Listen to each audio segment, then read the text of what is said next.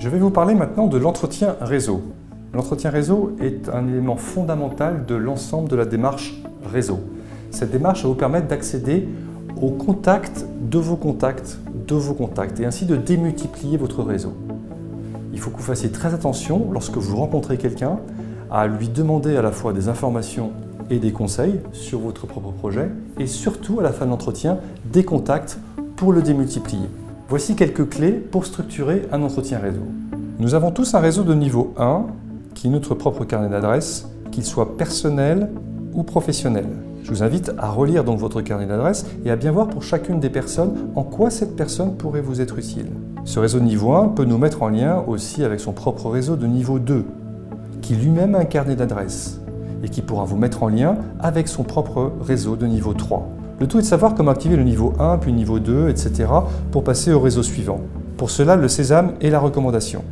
Vous réussirez en effet à décrocher un entretien avec quelqu'un que vous ne connaissez pas si vous pouvez lui dire « Je viens de la part de monsieur ou madame X que vous connaissez bien ». C'est l'arme absolue pour démultiplier vos contacts. Mais alors comment peut bien se dérouler un entretien réseau? Je vous recommande l'enchaînement suivant. Je viens de la part de monsieur X qui m'a demandé de vous rencontrer. C'est la recommandation. Et ensuite, voulez-vous que je me présente brièvement pour vous présenter mon projet? Et là, vous déroulez votre pitch d'une minute, tranquillement, en insistant sur votre projet. Puis vous passez à l'étape suivante. Je souhaiterais vous demander des informations sur le marché et des conseils sur mon projet pour réussir à le mettre en application. Puis-je vous poser quelques questions que j'ai préparées? Ce sont les informations et conseils. Là, vous posez des questions que vous aurez préalablement identifiées. Soyez très précis. Cette précision sera le gage de votre crédibilité auprès de votre interlocuteur. Enfin, lorsqu'il vous reste environ un quart d'heure avant la fin de l'entretien, pensez bien à démultiplier votre réseau. Merci pour vos conseils. Pourrais-je vous demander maintenant 2 à 3 noms de personnes que je pourrais contacter de votre part pour approfondir ces informations?